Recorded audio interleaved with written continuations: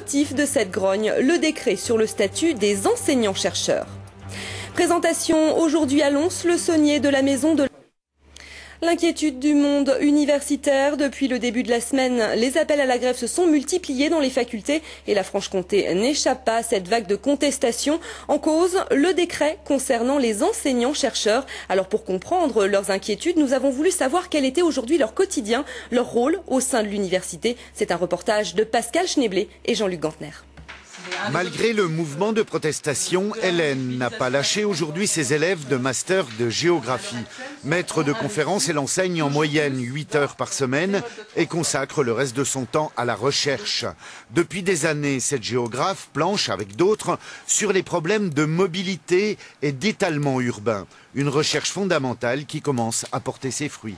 Concrètement, j'ai une collègue qui est en ce moment même à l'agence d'urbanisme de Besançon pour discuter de l'évaluation de scénarios d'aménagement qu'ils ont proposés et les comparer avec les modèles sur lesquels on travaille.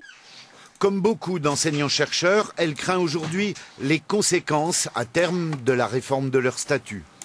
On va cloisonner d'un côté les enseignants, de l'autre côté les chercheurs. Les chercheurs, avec qui travailleront-ils si la plupart de leurs collègues font de l'enseignement? Donc de la recherche sur contrat, de la recherche à court terme, qui risque de mettre en cause la recherche fondamentale dont je parlais tout à l'heure. Des inquiétudes partagées dans ce laboratoire Théma de géographie qui emploie une 60aine de personnes, dont une 30aine d'enseignants-chercheurs. Au cœur de la grogne, leur future évaluation qui relèverait désormais du conseil d'administration de l'université. En fait, ce que nous craignons, si vous voulez, c'est une évaluation qui serait une évaluation un petit peu arithmétique. On est prêt, effectivement, à être évalué par nos pairs, qu'ils soient français, qu'ils soient étrangers. Ça n'est pas un problème pour nous. Mais ce que nous remettons en cause, c'est une évaluation qui serait trop réductrice. Des enseignants-chercheurs à leur poste pour l'instant, mais pour combien de temps ?